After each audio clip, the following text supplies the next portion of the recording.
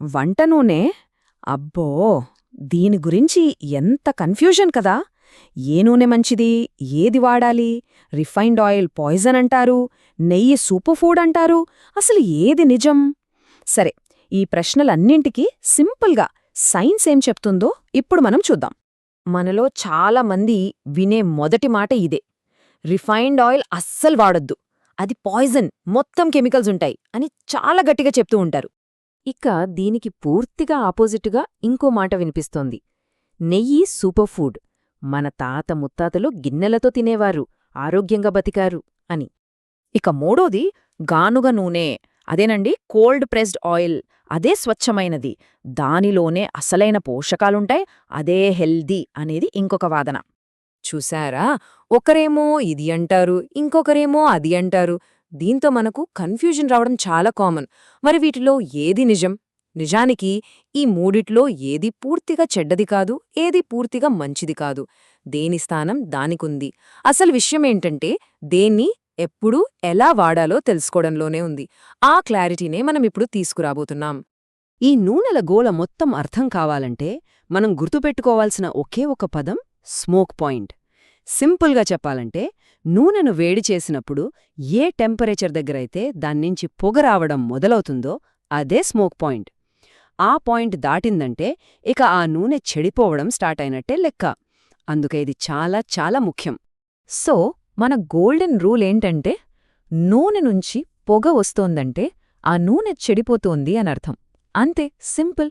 అది ఏ నూనైనా సరే, రూల్ మాత్రం ఇదే. ఇంతకీ రిఫైన్డ్ ఆయిల్ ఎలా తయారవుతుంది?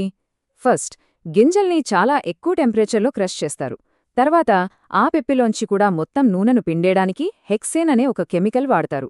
ఆ తర్వాత దానికి ఉండే రంగు పోవడానికి బ్లీచ్ చేసి, సహజమైన వాసన కూడా పోవడానికి డియోడరైజ్ చేస్తారు. అంటే ఈ మొత్తం ప్రాసెస్లో దానిలోని మంచిదంతా పోయి కేవలం నూనె మాత్రమే మిగులుతుందన్నమాట. దీన్ని మనం చాలా సింపుల్గా అర్థం చేసుకోవచ్చు. కోల్డ్ ప్రెస్డ్ ఆయిల్ అంటే గోధుమ పిండి లాంటిది. అందులో పోషకాలు, పీచు పదార్థం అన్నీ ఉంటాయి. అదే రిఫైన్డ్ ఆయిల్ అంటే మైదాపిండి లాంటిది. పైన పైన ఉండే పోషకాలన్నీ తీసేసి లోపల పిప్పి మాత్రమే మిగులుతుంది. ఎంత పర్ఫెక్ట్ పోలిక కదా! సరే, పోషకాలు లేవని పక్కన పెట్టేస్తే మరి రిఫైన్డ్ ఆయిల్ ఎందుకు వాడాలి? దానిక్కూడా కొన్ని ఉపయోగాలున్నాయి. ముఖ్యంగా మనం డీప్ ఫ్రై లాంటివి చేస్తాం కదా, అంటే చాలా ఎక్కువ వేడిమీద వంటలు చేస్తాం కదా, అలాంటి వాటికి రిఫైన్డ్ ఆయిలే బెస్ట్ ఆప్షన్. అలాగే ఇది ఎక్కువ కాలం నిల్వ ఉంటుంది, రేటు కూడా తక్కువ. ఎందుకంటే రిఫైన్డ్ ఆయిల్స్ ఇంకా నెయ్యి, వీటి స్మోక్ పాయింట్ 250 డిగ్రీల సెల్సియస్ వరకు ఉంటుంది. అంటే అంత వేడిని తట్టుకోగలవు. అదే మన గానుగ నూనెల స్మోక్ పాయింట్ కేవలం 170 నుంచి 180 డిగ్రీలే. దీనర్థమేంటో తెలుసా? హెల్దీ కదా అని గానుగ నూనెలో పూరీలు వేస్తే ఆ నూనె దాని స్మోక్ పాయింట్ దాటిపోయి అది కూడా హానికరంగా మారిపోతుంది. అంటే ఆ టైంలో రిఫైన్డ్ ఆయిలే బెటర్ అన్నమాట. ఓకే, ఇక నెయ్యి సంగతి చూద్దాం. నెయ్యి ఒక సాచురేటెడ్ ఫ్యాట్, అంటే సంతృప్త కొవ్వు. ఈ పదం వినగానే చాలామందికి కొంచెం భయం వేస్తుంది కదా, ఇది మంచిది కాదేమో అని. నిజానికి ఇంటర్నేషనల్ స్టాండర్డ్స్ ప్రకారం మనం రోజూ తీసుకునే క్యాలరీలలో కేవలం 10% మాత్రమే ఈ సాచురేటెడ్ ఫ్యాట్స్ నుంచి రావాలి. అంటే దానర్థమేంటి? నెయ్యి మంచిదే, కాని మితంగా వాడాలి. పూర్వీకుల్లా గిన్నెలతో కాదు, ఒక చిన్న చెంచాతో వేసుకోవాలి. సరే, ఇప్పటిదాకా మనం చూసిందేంటి? ఏ నూనె వాడినా దానికో లెక్కుంది. అలాంటప్పుడు వంట నూనె విషయంలో మనం చేస్తున్న అతి పెద్ద బిగ్గెస్ట్ మిస్టేక్ ఏంటి? అసలు పొరపాటెక్కడ జరుగుతోంది? ఇప్పుడు చూడండి, అస్సలైన పాయింట్ ఇదే.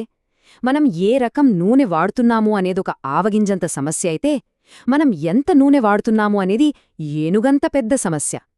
చాలామంది ఈ బ్రాండ్ మంచిది, ఆ బ్రాండ్ మంచిది అని ఆవగింజంత సమస్య మీద ఫోకస్ పెట్టి ఈ ఏనుగంత పెద్ద సమస్యను పూర్తిగా మర్చిపోతున్నారు. అయితే 2 విషయాల్లో మాత్రం అస్సలు రాజీ పడకూడదు. అవి నిజంగా ప్రమాదకరం. ఒకటి వనస్పతి, అంటే డాల్డా. ఇది చాలా హానికరమైన ట్రాన్స్ ఫ్యాట్. రెండోది వాడిన నూనెను మళ్లీ మళ్లీ వేడిచేసి వాడటం. ఇలా చేస్తే అందులో అత్యంత ప్రమాదకరమైన ట్రాన్స్ ఫ్యాట్స్ తయారవుతాయి. అందుకే బయట బజ్జీలు, పూరీలు తినేటప్పుడు కొంచెం జాగ్రత్తగా ఉండాలి. మరి ఎంత నూనె వాడాలి? గుర్తుపెట్టుకోండి, ఒక వ్యక్తికి ఒక రోజుకి మహా అయితే 4 చెంచాల నూనె చాలు. మళ్ళీ చెప్తున్నా, మన ఆరోగ్యానికి కీ పాయింట్ నూనె రకం కాదు, దాని పరిమాణం. క్వాలిటీ కన్నా క్వాంటిటీ ఇక్కడ చాలా ముఖ్యం. సో ఫైనల్గా మనకొక సింపుల్ గైడ్ కావాలి కదా, ఇదిగోండి. డీప్ ఫ్రైయింగ్ కోసం రిఫైన్డ్ ఆయిల్ వాడండి. కూరలు, వేపుళ్ల కోసం కోల్డ్ ప్రెస్డ్ వేరుశనగ నూనె బాగుంటుంది. అన్నం, చపాతీల మీదకు కొద్దిగా నెయ్యి వేసుకోవచ్చు. ఇక సలాడ్ల మీద, అంటే అసలు వేడి చెయ్యకుండా తినేవాటికి ఎక్స్ట్రా వర్జిన్ ఆలివ్ ఆయిల్ చాలా మంచిది. ఇలా అవసరాన్ని బట్టి నూనెను మార్చడమే స్మార్ట్ చాయిస్. చూసారా, అసలు ఏనుగంత రహస్యం తెలిసింది కదా. ఇకపై మనం నూనె డబ్బా మీద ఉండే బ్రాండ్ పేరు మీద ఎక్కువ ఫోకస్ పెడతామా, లేక మన ప్లేట్లో పడుతున్న చంచాల లెక్క మీద ఎక్కువ ఫోకస్ పెడతామా? ఆలోచించండి.